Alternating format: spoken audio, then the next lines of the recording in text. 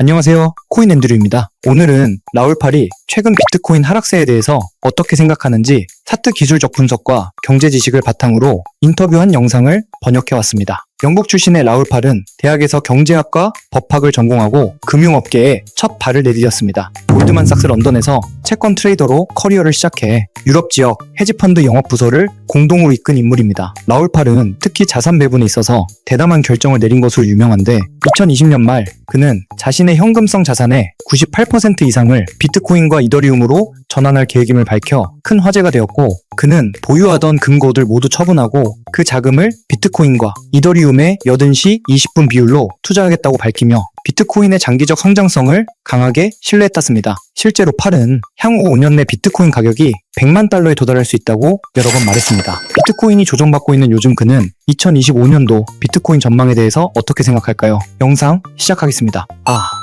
앤드류 팀에서 만든 알파벳 보조지표 무료 신청은 4분 21초부터 나오니 많은 신청 부탁드립니다. Other thing, we just had a massive move in the dollar. Bitcoin versus the dollar. Every time you have a massive move, Bitcoin goes sharply higher. Okay, so I think you're getting the point. So the common refrain I get on X is, oh, look, Raoul, he's the banana boy. So people are like, has the banana zone been cancelled? Is Raoul a moron? Yes, I am an utter moron, and I will take that all day. However, the banana zone is a multi-phase affair and a multi-month and over a year affair. And those of you who expect number go up all the time are only remembering what the banana zone is at certain periods of time. Your number's not going up because you own a bunch of shit alts and you're like complaining. Okay, I get it. Let's go through this again for you morons out there. The banana zone starts.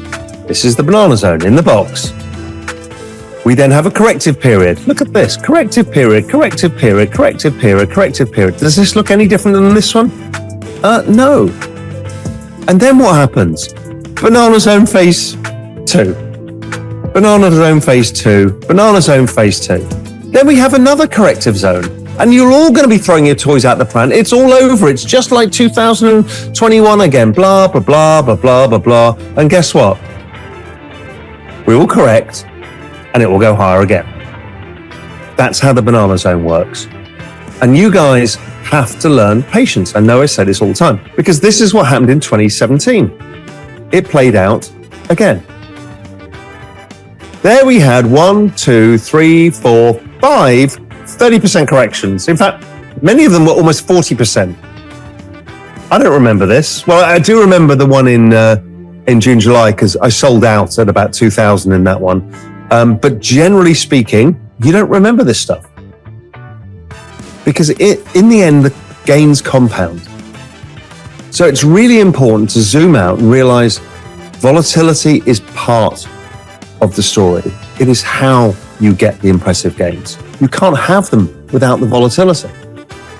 Volatility is what keeps leverage in check, keeps the market healthy. So it's very healthy market right now. When we go back to 2017, January, like now, came out of the gate, collapsed. Why? Because financial conditions had tightened.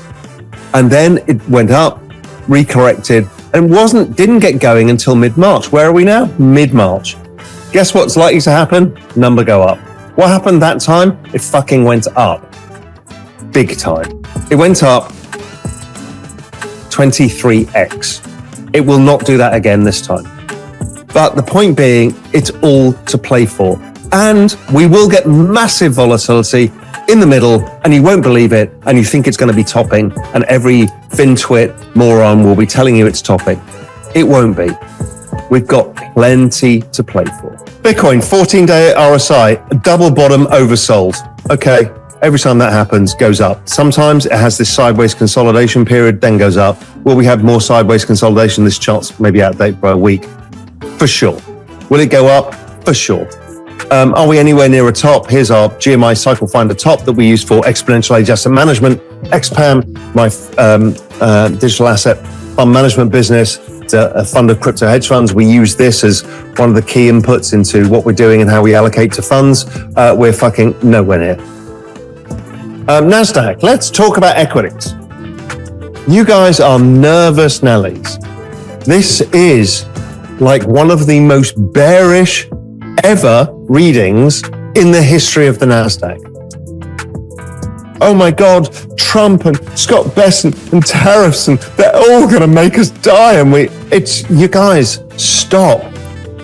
You are all way too bearish. 참, 여러분, 현재 저희 팀에서 만든 최대 149만원짜리 보조 지표를 고심 끝에 구독자님들께만 무료로 나눠드릴 계획입니다. 하지만 유료로 팔고 있는 지표라 여러분 모두에게 드릴 순 없고 50명만 신청으로 받으려고 하는데요. 개발자 출신 10년 경력 트레이더인 저와 프롬프트 엔지니어가 함께 자체 개발한 알파빗 오토프로 지표입니다. 초보자분들부터 경력이 오래된 트레이더분들까지 굉장히 큰 도움을 받을 수 있는 지표라고 자부하고 있습니다. 또한 실제로 사용해보시고 사용 후기 적어주시는 분들 중 5분을 선별해 알파빗 오토프로 지표 평생 이용권을 드리려고 합니다. 신청 방법은 하단 더보기란에 나와 있으니 많은 신청 부탁드립니다. The percentage of stocks trading with a RSI of less than 30 is almost record territory. And guess what? Global M2, because the everything code drives everything, drives NASDAQ too. And you guys trying to sell the NASDAQ here are selling something that is perfectly priced for liquidity. And we've had these liquidity air pockets in the past. Liquidity air pocket is when liquidity is not rising, NASDAQ overshoots, it recorrects, comes back down to trend, and then follows liquidity. Remember, NASDAQ has a 97.5% correlation to global total liquidity, which is the index that we use on a broader basis.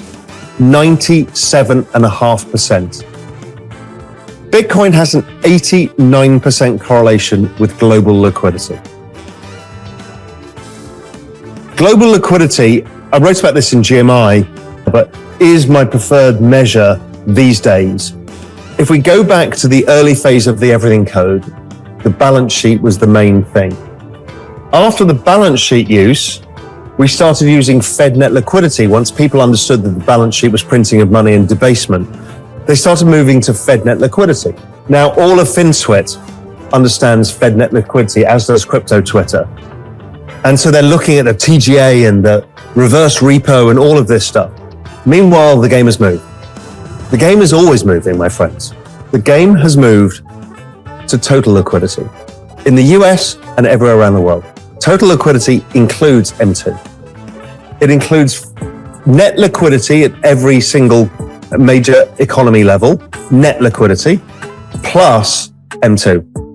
And M2's largest driver is the dollar.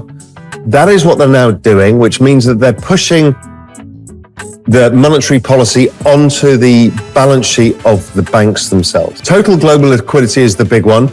M2, very useful number because it's a large part of it. Okay.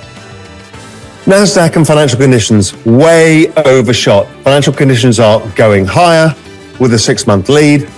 NASDAQ undershot. I would not be surprised if it bounces. NASDAQ, all of you, there's so many people on Twitter who just hate technology. They hate the fact that the number goes up over the time.